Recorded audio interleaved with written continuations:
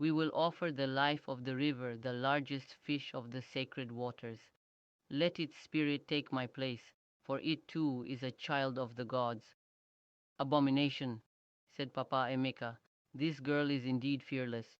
She wants to change the minds of the gods." The villagers murmured among themselves.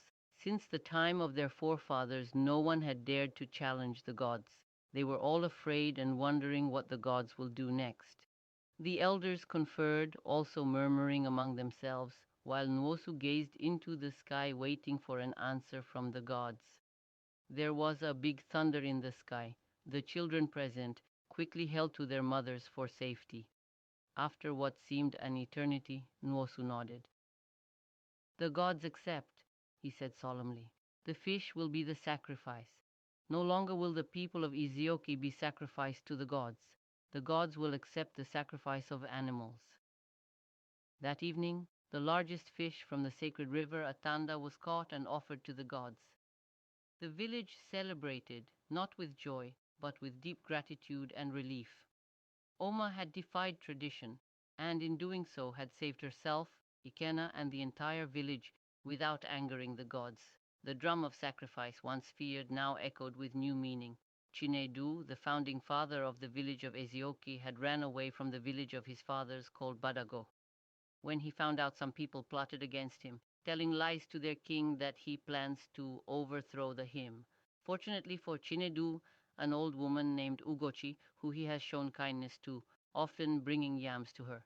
She had no family, whose husband and two sons died from snake bite in their farm, heard the conversations. Her house was in the palace.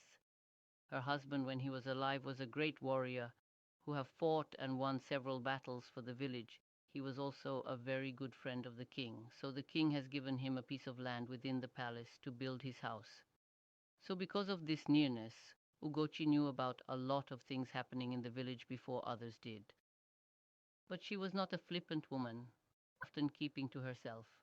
She was sitting in front of her house one morning when three men came to tell the king all sort lies against Chinedu. She was shocked when she eavesdropped on her conversations. She decided to alert Chinedu. She quickly left her house, taking a bush path to Chinedu's place. Chinedu was surprised to see Ugochi in house. He knelt to greet her. "There is no time for pleasantries," she said.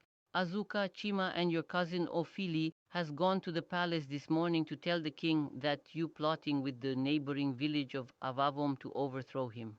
She continues, "The king have given orders to his guard to summon the warriors. They will be here soon." Chinedu was shocked. The three men in question were his friends and his cousin, his closest allies. "No wonder the king believes them," he said. "Thank you so much, Mama. I owe you my life," he uttered. "I must leave immediately before they get here," Chinedu said. "Be careful," said Ugochi before sneaking out of Chinedu's house. "These people have vowed to destroy me by all means, despite the love and support I have always shown to them," he muttered to himself as he took the bush path by his house, quickly disappearing into the forest. They were jealous of his success. He was a very successful farmer who had large barns of yams. He also reared goats and rams. After running and hiding in the forest for several days, he came to the big river Atanda, drank some water, and decided to rest before continuing on his journey. Chinedu dozed off. He suddenly awoke and found himself in an unfamiliar environment. He was terrified, thinking his enemies have captured him. But he noticed he was not tied up. He carefully observed his surroundings.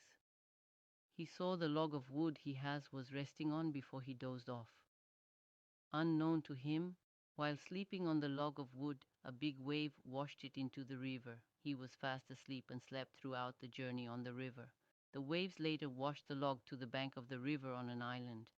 After observing his surroundings, he realized what has happened to him. He was overjoyed, and he believed that it was the gods helping him. "Even the gods know that I am innocent and have decided to help me," he said to himself. Out of gratitude to the gods, he decides to enter a covenant with them. He made a vow to offer his descendant to the gods for protection and prosperity. This tradition has been on for over a century, until the last festival where Oma was to be offered. "The gods were just, but they also listened," said one of the elders named Azungona.